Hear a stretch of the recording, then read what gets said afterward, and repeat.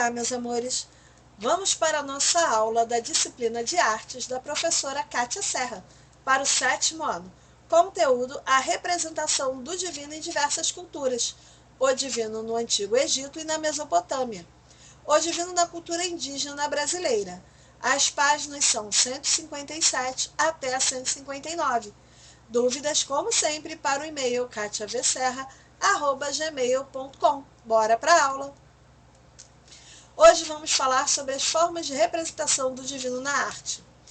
No Egito Antigo, há cerca de 4.000 anos antes de Cristo, a maior parte da população era politeísta, ou seja, acreditavam em vários deuses. Os deuses se apresentavam sob várias formas diferentes, podendo ser totalmente humanos, como Amon, o deus da sabedoria, totalmente animal, como Apis, o deus boi, representação da fartura, ou um híbrido de animal com humano, que podia ser como Ra, corpo humano e cabeça de falcão, que era o deus sol, ou Wadjet, corpo humano, cabeça humana e corpo de cobra, que no caso era a deusa protetora dos faraós. A Mesopotâmia foi a segunda maior civilização antiga, composta de vários povos. No seu início foi entre 3.500 a.C. a 3.000 a.C. E a sua população também era politeísta. Entre os seus deuses e deusas podemos destacar Shamash, que era o deus sol, Istar, a deusa do princípio feminino da natureza, Anu, o deus do céu, e Enlil, o deus da chuva e do vento. Para homenagear esses deuses e deusas, esses povos criaram grandes monumentos. Um dos trabalhos que se destacam é a escultura sagrada dos assírios, o Lamassu.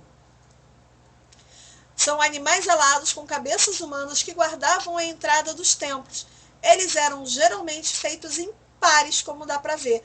Os Lamassus resistiram ao tempo. O divino é encontrado em praticamente todas as manifestações culturais indígeno-brasileiras. Ele está na música, na dança, na pintura corporal. Porém, nós precisamos entender que existem 305 etnias indígenas no Brasil. E olha que no passado era muito mais, hein? Por isso mesmo, não é possível generalizar toda essa diversidade. De modo geral, para cada fenômeno da natureza, chuva, relâmpago, aurora, que é o nascer do sol, por exemplo, existe um ser ou até mais de um ser que é responsável por esse elemento para a cultura indígena. Entre os tupi-guaranis, por exemplo, na época da colonização, eles tinham a crença de em algo superior ou fora do comum. Para eles, o criador dos trovões e dos raios era Tupã, um grande e poderoso deus.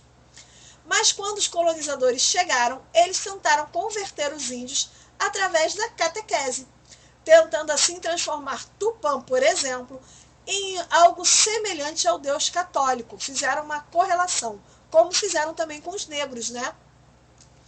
Atualmente, entre os guaranis do sul do Brasil e do Paraguai, eles têm a crença em Nhanderu, que quer dizer nosso pai. É como se fosse Deus católico, tá, gente?